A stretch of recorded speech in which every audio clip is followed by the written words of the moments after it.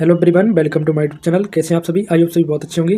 तो BSc nursing, paramedical, ABBMU, RUHS, BCC, PNST और PGI जैसे आप किसी भी बीएससी नर्सिंग के पैरामेडिकल जैसे तैयारी कर रहे हैं किसी भी कोर्स के लिए, तो आज हम देखिए नर्सिंग एप्टीट्यूड की शानदार क्लासेस फिर से लेकर आए हैं। नर्सिंग एप्टीट्यूड के आज के सेशन में हम कुछ पीवी का यूज़ एंड कुछ एमसीक्यूज एंड जो है कुछ मल्टीपल चॉइस क्वेश्चन ऐसे हैं जो आपके 2025 में आ सकते हैं एंड कुछ पीवाईक्यूज वगैरह आज के इस वीडियो में लेके आए हैं। तो आइए चलिए वीडियो की शुरुआत करते हैं, लेकिन उससे पहले चैनल पर नए अगर तो चैनल को अभी सब्सक्राइब कर लेना, साथ ही साथ टेलीग्राम पे अवश्य ज्वाइन हो जाना, जिससे कि जो है आपको सारे एक प्रकार की इन्फॉर्मेशन हमारे द्वारा बिल्कुल सटीक और सही समय पर मिलती रहे। तो देखिए, वीडियो शुरू करने से पहले आपके लिए एक मोटिवेशनल जो है स्पीच प्रस्तुत है यहाँ पर, तो पहले उसको लेंगे। तो देखिए, सफ़र में मुश्किलें, कभी एक बार कह रहा है, सफ़र में मुश्किलें आएँ तो हिम्मत और बढ़ती है। सफ़र में मुश्किलें आएँ तो हिम्मत और बढ़ती है। अगर कोई रास्ता रोके तो जुर्रत और बढ़ती है। अगर कोई रास्ता रोके तो जुर्रत और बढ़ती है।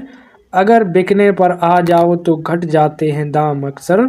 ना बिकने का इरादा हो तो कीमत और बढ़ती है। ना बिकने का इरादा हो तो कीमत और बढ़ती है।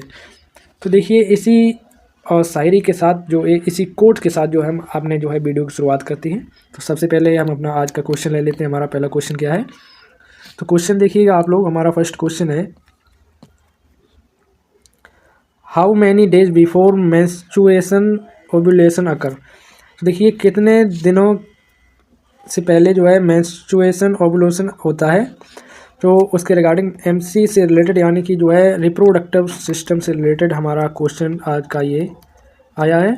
तो देखिए, दिया है फर्स्ट ऑप्शन 28 डेज, फिर 14 days and 7 days and 32 days. तो देखिए, जो मेंस्ट्रुएशन ओव्यूलेशन होता है वो कितने डेज में होता है, कितने दिन में होता है, तो उसी के रिगार्डिंग क्वेश्चन यहाँ पे पूछा गया है। तो देखिए, जो हमारा मेंस्ट्रुएशन ओव्यूलेशन होता है वो कितने दिनों से पहले होता है। तो देखिए, आपका इसमें ऑप्शन नंबर भी करेक्ट हो जाएगा, यानी कि 14 दिनों से पहले, 14 दिन से पहले हमारा ओव्यूलेशन होने लगता है। इसके साथ नेक्स्ट क्वेश्चन देखिए। नेक्स्ट क्वेश्चन क्या आ जाता है हमारा?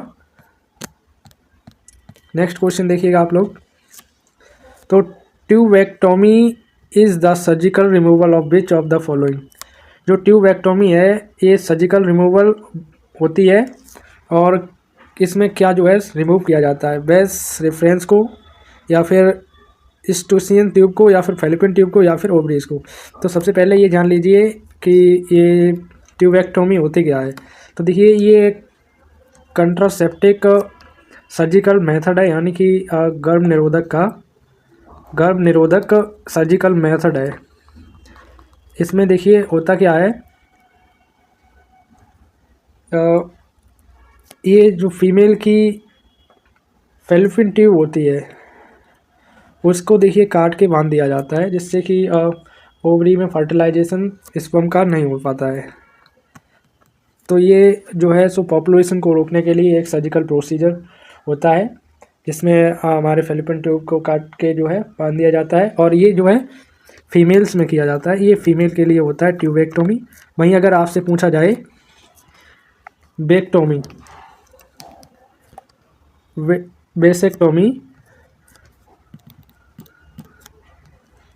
बेसेक्टोमी, तो ये मेल में होता है।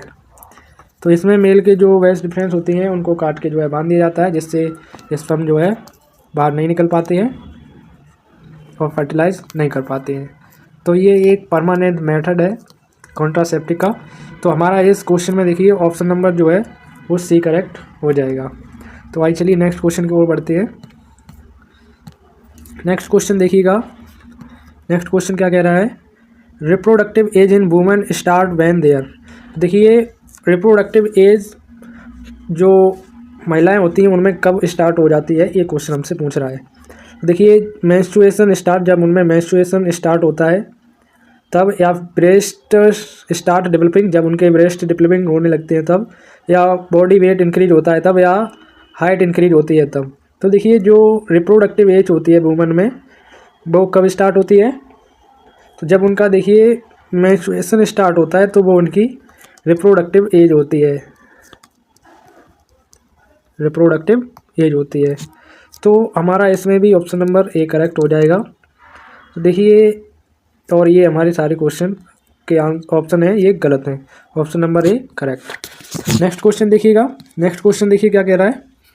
नेक्स्ट क्वेश्चन है हमारा, which disease is cause due to iodine deficiency. Iodine deficiency की वजह से कौन सा डिजीज़ यानी कि बीमारी होती है। तो देखिए, नाइट ब्लाइंडनेस होती है, ग्वाइटर होती है, स्कर्वी होती है, रिकेट्स।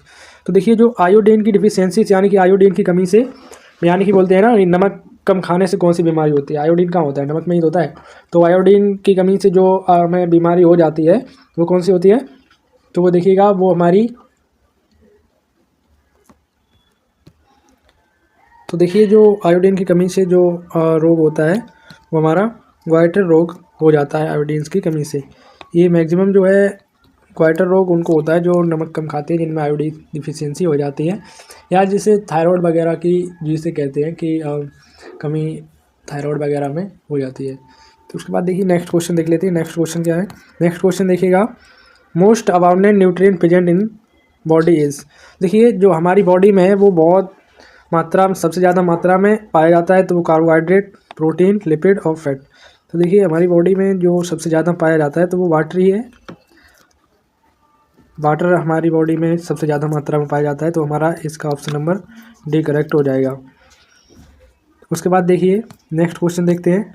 नेक्स्ट क्वेश्चन देखिए, नेक्स्ट क्वेश्चन है, the normal human body temperature in mainly maintained by. तो देखिए, जो नॉर्मल ह्यूमन बॉडी टेम्परेचर है वो मेंटेन करता है कौन।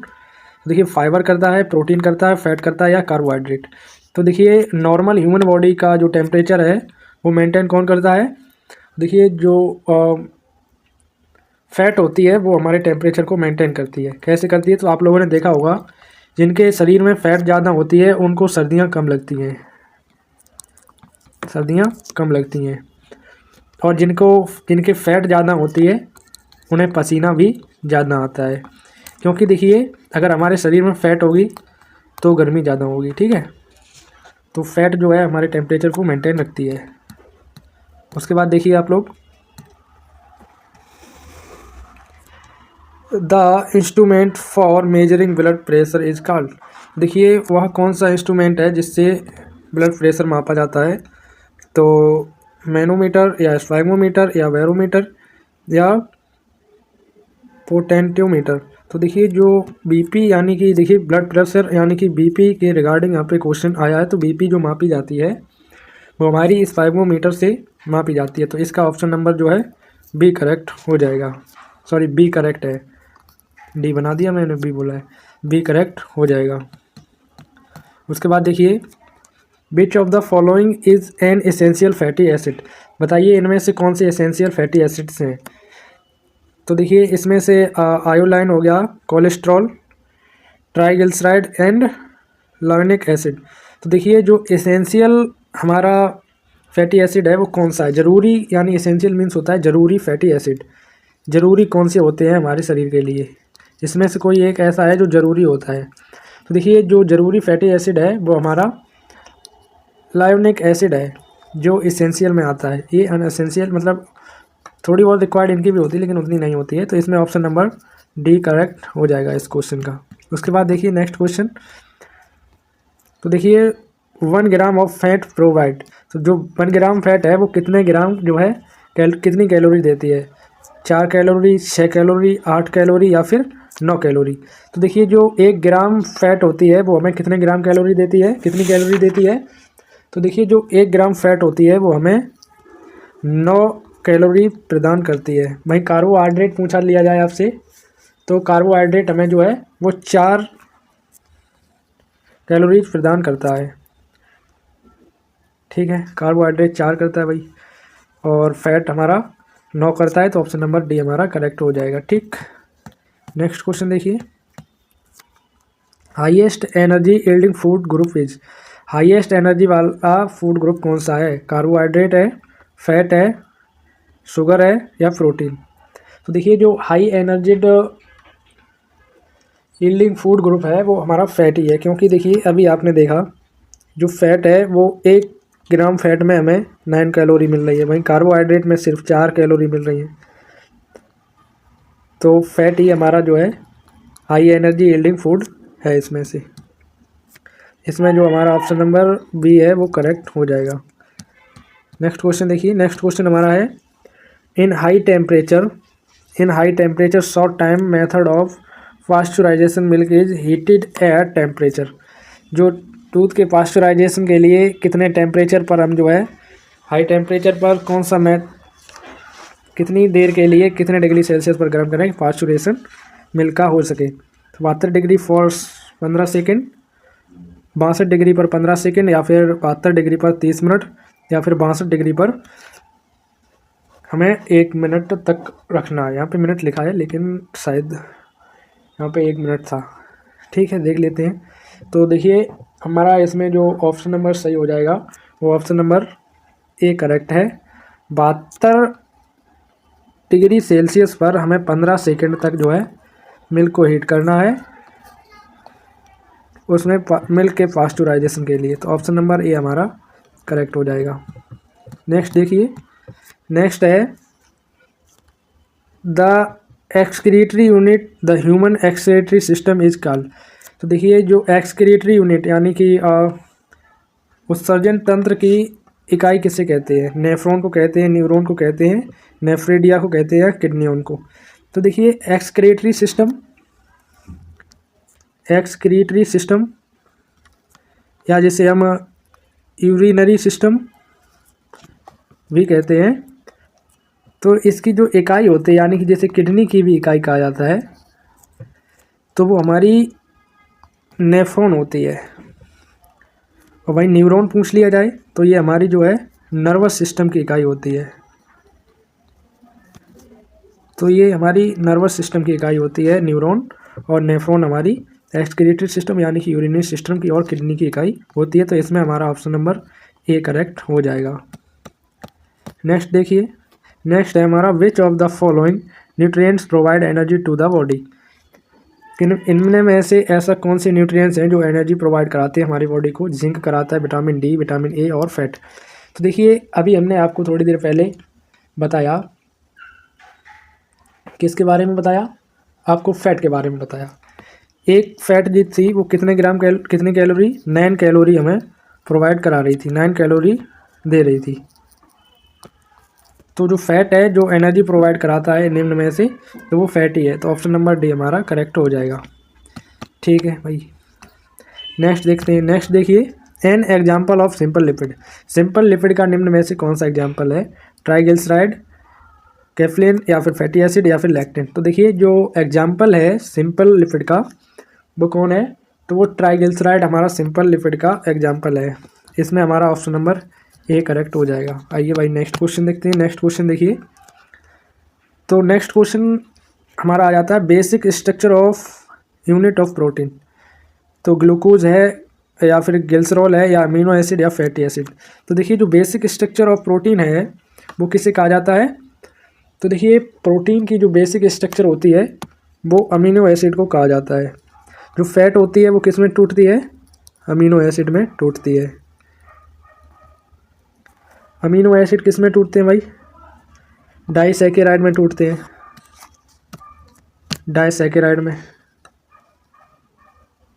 डाइसैकेराइड फिर मोनोसैकेराइड में टूटता है। तो इस प्रकार से जो है ब्रेकडाउन होता है हमारा, हम जो फूड लेते हैं वो उसका देखिए ब्रेकडाउन इस प्रकार से होता है। जो फैट होती है वो अमीनो एसिड में टूटती है, और अमीनो एसिड हमारे डाइसैकेराइड में, फिर डाइसैकेराइड से मोनोसैकेराइड में, और फिर एटीपी के रूप में हमारी बॉडी में यूज किए जाते हैं। अब इसके बाद देखिए next question, what is the end product of protein. Protein का एंड प्रोडक्ट किसे कहा जाता है? ट्राइग्लिसराइड को, ग्लूकोज को, अमीनो एसिड को, या फिर फ्रक्टोज को। तो देखिए अभी मैंने आपको पीछे प्रोटीन के बारे में बताया, तो जो एंड प्रोडक्ट होता है प्रोटीन का वो किसे कहा जाता है? तो वो एंड प्रोडक्ट होता है वो अमीनो एसिड को कहा जाता है। अभी मैंने आपको बताया जो प्रोटीन होती है वो अमीनो एसिड में टूटती है। तो निम्न में से ऐसा कोई ऑप्शन नहीं है। अगर हमारा डाइसैकेराइड वगैरह होता, ठीक है, लेकिन ये जो फैट होती है वो अमीनो एसिड में टूटती है, शुगर होती है वो डाइसैकेराइड मोनोसैकेराइड में टूटती है, कुछ इस प्रकार से ब्रेकडाउन हमारा प्रोटीन्स का होता है, ठीक है। उसके बाद देखिए, among these which is not essential amino acid, निम्न में से कौन सा नॉन एसेंशियल अमीनो एसिड है। देखिए थ्रेओनीन, एर्जिनिन या फिर एलानिन या फिर ट्रिप्टोफैन। तो देखिए निम्न में से ऐसा कौन सा अमीनो एसिड है जो हमारे शरीर के लिए ज़रूरतमंद नहीं है। All proteins are made up of smaller unit called amino acid. तो देखिए जितने भी प्रोटीन होते हैं वो अमीनो एसिड से बने होते हैं। So amino acid are called structure unit of protein, जैसा कि मैंने आपको अभी बताया। तो स्ट्रक्चर यूनिट ऑफ प्रोटीन भी कहा जाता है अमीनो एसिड को, ठीक। तो हमारे शरीर में कितने एसेंशियल अमीनो एसिड होते हैं।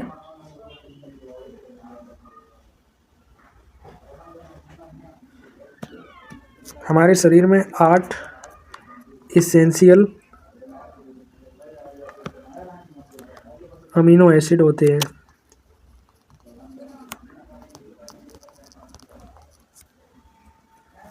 ठीक है, 2 हमारे शरीर में सेमी एसेंशियल अमीनो एसिड होते हैं। कौन कौन से होते हैं सेमी एसेंशियल? भाई सेमी एसेंशियल नोट कर लीजिएगा आप लोग। Semi essential amino acid, semi essential amino acid एक हमारा हिस्टिडीन होता है। कलर चेंज कर दें, कलर चेंज कर देते हैं, हिस्टिडीन। और दूसरा हमारा एग्रेनिन, एग्रेनिन। तो ये 2 हमारे जो है सेमी एसेंशियल अमीनो एसिड हो गए, हिस्टिडीन हो गया, एग्रेनिन हो गई। और 8 एसेंशियल अमीनो एसिड होते हैं। तो देखिए इसमें जो एसेंशियल अमीनो एसिड है वो एलोनिन होता है, ठीक। तो इस क्वेश्चन का हमारा ऑप्शन नंबर सी करेक्ट हो जाएगा। आइए नेक्स्ट क्वेश्चन देखते हैं। नेक्स्ट क्वेश्चन देखिए, नेक्स्ट क्वेश्चन क्या है। Sphygmometer is an instrument use for measuring. तो स्फैग्मोमीटर देखिए अभी इससे रिलेटेड क्वेश्चन मैं पीछे ही वीडियो में करा चुका हूँ। तो आप लोग बताइएगा, ब्लड शुगर को नापने के लिए, ब्लड प्रेशर को, कोलेस्ट्रॉल को या यूरिक एसिड को। देखिए जो स्फैग्मोमीटर होता है उसका यूज किया जाता है किसको मेजर करने में? ब्लड प्रेशर यानी कि बीपी को नापने में यूज किया जाता है, ठीक। तो हमारा इसमें ऑप्शन नंबर बी करेक्ट हो जाएगा, ठीक है। नेक्स्ट क्वेश्चन देखते हैं। नेक्स्ट क्वेश्चन देखिए, blood pressure is measured in term of. तो ब्लड प्रेशर जो है वो मेजर किया जाता है किस टर्म में? तो mmHg में, mm में, या फिर cmHg में, या hg में। तो देखिए जो ब्लड प्रेशर में मेजर किया जाता है वो mmHg। तो बताइए कौन सा सिस्टोलिक, कौन सा डायसिस्टोलिक? तो नॉर्मल ब्लड प्रेशर होता है वो 120/80 होता है। ये हमारा सिस्टोलिक होता है 120 सिस्टोलिक, और ये डायसिस्टोलिक होता है, ठीक है। नॉर्मल की बात कर रहा हूँ मैं। इसके बाद देखिए इसमें हमारा ऑप्शन नंबर ए ही करेक्ट हो जाएगा।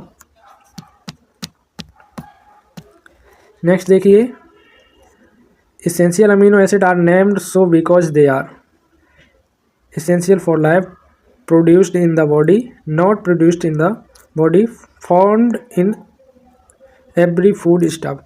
तो देखिए जो एसेंशियल अमीनो एसिड्स होते हैं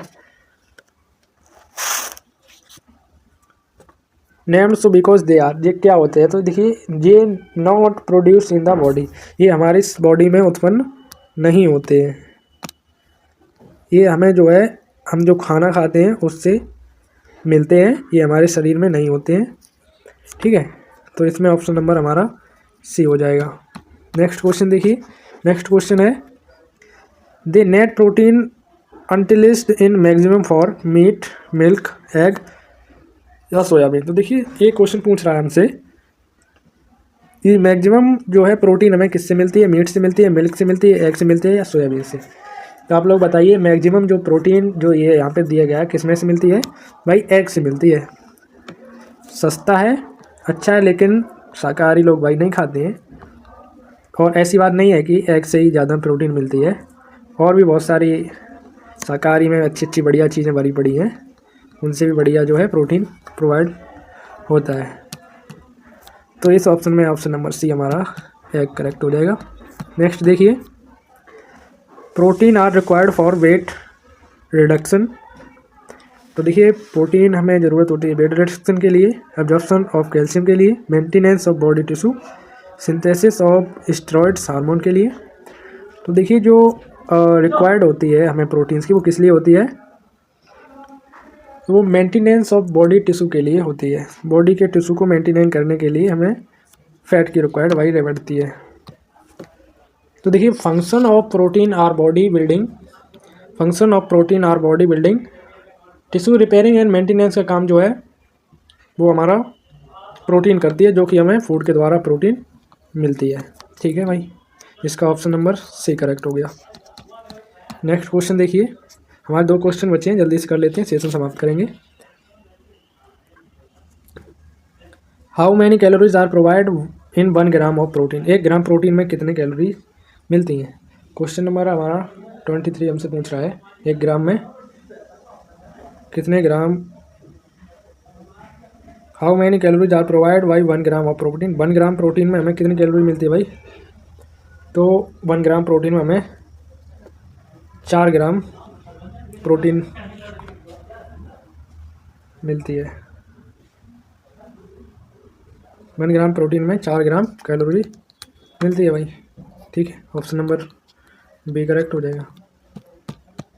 नेक्स्ट देखिए, which one of the following sugar containing is highest in honey. देखिए which of the following sugar contents is highest honey, तो हनी में देखिए मैक्सिमम क्या पाया जाता है? लैक्टेज पाया जाता है, माल्टेज, ग्लूकोज या फ्रक्टोज। देखिए जो हनी होता है, जो शहद होता है, उसमें मैक्सिमम मात्रा में जो पाया जाता है वो फ्रक्टोज पाया जाता है, यानी कि हमारा इसमें ऑप्शन नंबर डी करेक्ट हो जाएगा। उसके बाद देखिएगा लास्ट क्वेश्चन है हमारा, lactose present in milk is a, lactose जो हमें दूध में मिलता है वो किस रूप में जो है संग्रहित रहता है दूध में? तो पॉलीसैकेराइड के, डाइसैकेराइड के रूप में, या हेटेरोपॉलीसैकेराइड के रूप में, या फिर मोनोसैकेराइड के रूप में। तो दूध में जो लैक्टेज प्रेजेंट रहता है वो डाइसैकेराइड के रूप में प्रेजेंट रहता है, तो ऑप्शन नंबर हमारा इसमें भी करेक्ट हो जाएगा। तो there are 3 type of disaccharide. तो देखिए डाइसैकेराइड जो होते हैं वो 3 प्रकार के होते हैं। एक हमारा लैक्टोज हो गया, जो मिल्क शुगर भी कहते हैं जिसको, ठीक है। उसके बाद माल्टोज, माल्टोज भाई जो शुगर में पाया जाता है, माल्ट शुगर में। उसके बाद देखिए एक हमारा सुक्रोज, सुक्रोज जो होता है ये फ्रूट में पाया जाता है, फ्रूट शुगर होती है। तो ये था आज का खास session. Thank you so much watching for this video. मिलते हैं किसी नेक्स्ट सेक्शन में, तब तक के लिए बाय, टेक केयर।